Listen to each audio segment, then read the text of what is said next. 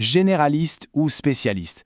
Dans le monde du travail d'aujourd'hui, on a l'impression qu'il faut choisir son camp. Mais est-ce vraiment le cas?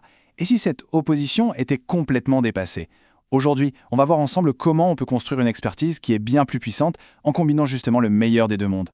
On connaît tous cette vieille expression touche à tout, bon à rien. C'est un peu la crainte, non? De multiplier les compétences et d'être vu comme quelqu'un de dispersé. De l'autre côté, il y a le risque de l'hyperspécialisation qui peut devenir un piège si le domaine évolue. Eh bien, on va voir qu'il y a une troisième voie, bien plus intéressante. Alors, voilà notre programme. On va d'abord poser le problème, ce fameux dilemme. Ensuite, on va décortiquer 3 piliers fondamentaux, les données, les processus et l'automatisation. On verra comment tout ça s'assemble pour former ce qu'on appelle le professionnel en T, et surtout ce que ça change concrètement pour une carrière. Allez, on entre dans le vif du sujet. Quand on voit un profil avec des compétences qui semblent variées, comment est-ce qu'on doit l'interpréter? Est-ce que c'est un manque de focus ou au contraire une force cachée? Imaginons un profil, un professionnel qui a des certifications en analyse de données, en amélioration de processus comme le Lean Six Sigma et aussi en technologie cloud. La première réaction, c'est souvent de se dire « Waouh, il part dans tous les sens ». Mais en réalité, c'est tout l'inverse. Ces compétences ne sont pas une collection au hasard, elles sont les pièces d'un puzzle et elles sont liées de manière indiscutable. Et la toute première pièce de ce puzzle, le point de départ de tout, c'est ça, les données. Avant de vouloir changer quoi que ce soit, il faut d'abord comprendre. Et pour ça, il n'y a pas de secret, il faut des données. Les données, c'est tout simplement la matière première de notre monde. Absolument tout en produit. C'est ce qui nous permet de savoir où on en est, si ce qu'on fait fonctionne, si on va dans la bonne direction. Sans ça, on navigue à l'aveugle, on ne fait que deviner. Et c'est là que l'expertise en data entre en jeu. Avoir des compétences en business intelligence, ce n'est pas juste savoir utiliser un logiciel. C'est être capable de prendre un tas de chiffres bruts, un vrai chaos, et de le transformer en une histoire claire, en informations qui vont permettre de prendre de vraies décisions. C'est la compétence qui répond à la question « Concrètement, qu'est-ce qu'il se passe ?» Ok, maintenant qu'on a les données pour y voir clair, il faut s'intéresser au moteur de l'entreprise. Comment est-ce qu'on produit de la valeur? Comment le travail est fait au quotidien? Et ça, c'est le rôle de notre deuxième pilier, le processus. Un processus, c'est en quelque sorte la recette de cuisine de l'entreprise. Chaque chose qui est produite, que ce soit un bien, un service, même un simple email, est le résultat d'un processus. Et c'est logique, si on veut améliorer le plat final, il faut d'abord améliorer la recette. Et c'est exactement ce que permettent des approches comme le Lean ou le Six Sigma. Le but n'est pas de faire travailler les gens plus durs, mais de rendre le travail plus intelligent. On analyse, on élimine ce qui ne sert à rien, le gaspillage, et on rend le tout plus fluide. Bref, on optimise le moteur de l'intérieur pour qu'il soit plus performant.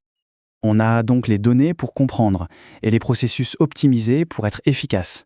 Maintenant, comment on passe à la vitesse supérieure? Comment on démultiplie tout ça?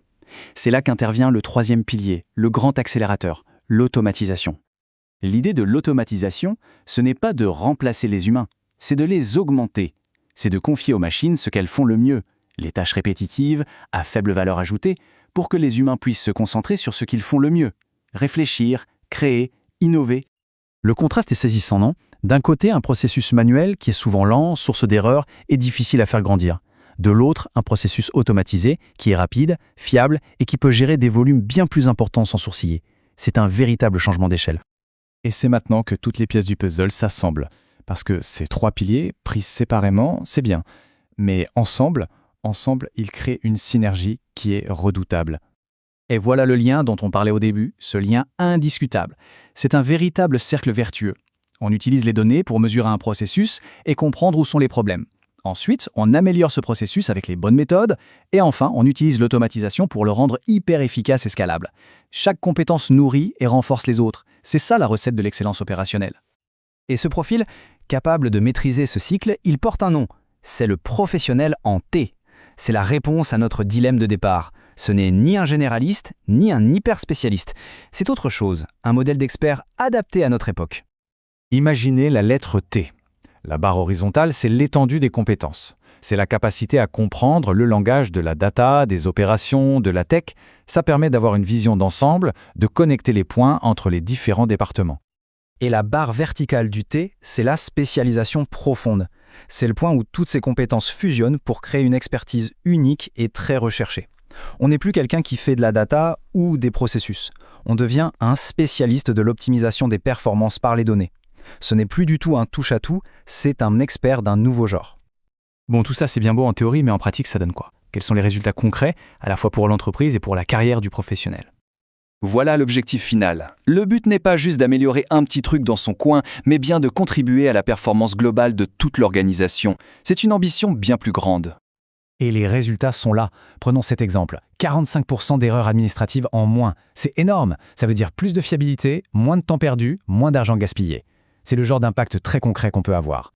Et cet impact se diffuse partout. Réduire le temps de recrutement de 35%, accélérer le reporting de 60%. On ne parle pas de petites optimisations à la marge, on parle de transformer en profondeur le fonctionnement de l'entreprise et de résoudre des problèmes complexes et transversaux. Au final, quel est l'avantage pour le professionnel? C'est simple. Développer ce profil en T, ce n'est pas se disperser, c'est la stratégie la plus efficace pour devenir un élément indispensable. Parce qu'en apportant une telle valeur, on ne devient pas juste bon dans son travail, on devient un moteur de performance pour toute l'entreprise. Et ça, c'est le chemin le plus direct vers plus de responsabilités, des promotions et bien sûr une meilleure rémunération. La question n'est donc plus de savoir s'il faut être généraliste ou spécialiste. La vraie question que chacun peut se poser maintenant, c'est sur quelles compétences larges vais-je m'appuyer et quelle expertise unique et profonde est-ce que je veux construire au sommet? Pensez-y, car la réponse pourrait bien dessiner l'avenir de votre carrière.